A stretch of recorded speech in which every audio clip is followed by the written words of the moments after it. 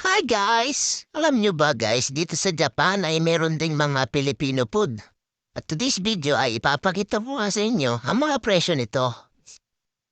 Medyo may kamahalan na nga ito pagdating dito. Kasi pagdating dito imported na ito. Hindi nakagaya ng presyo sa Pilipinas pagdating dito. Sa Pinas mura pa to. Magkano nga ba yung 100 yen sa peso? Yun ay 38 pesos. So, kayo na nga mag-compute guys, ayan. Ipapakita ko sa inyo unang-una yung paborito natin, pambansang ulam natin, sardinas. Yan, nagkakahalaga siya ng 158. Siyempre kasama yung tax, kaya ayan, 170. Oh, 100 yen ay 38 pesos. So, magkano yun? Kayo na mag-compute.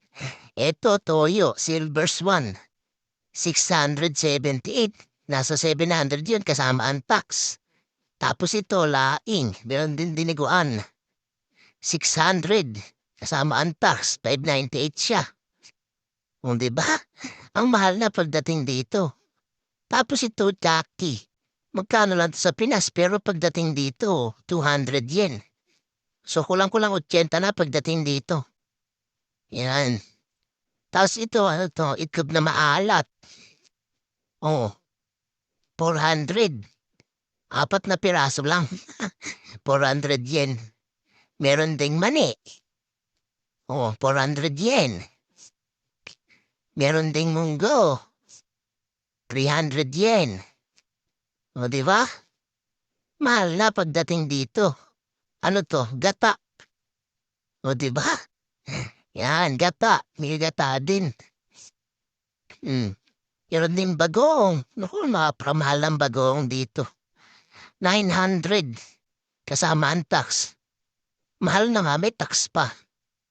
Grabe naman mga bilihan dito. Pag sa Pilipinas mo to binili, murang-mura lang to. Tapos ayan, pansit canton.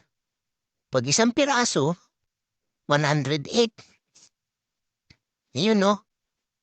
Pagka isang buo, isang pack, 700. Medyo makakatipid ka pag isang pack. Kaso, ang mahal pa rin, 700. Diba? May laki, may beef. Oh, kumpleto naman. Hmm. Ay nako, ang mahal talaga ha. Ito, hindi ko alam kung ano mga pagkain yung iba dyan. Ito, Snickers. Oh, 2,000 yen. Ang mahal, di ba? So, yun lang guys. Wala akong binili kasi ang mahal-mahal talaga ng mga Filipino food. Ay nako,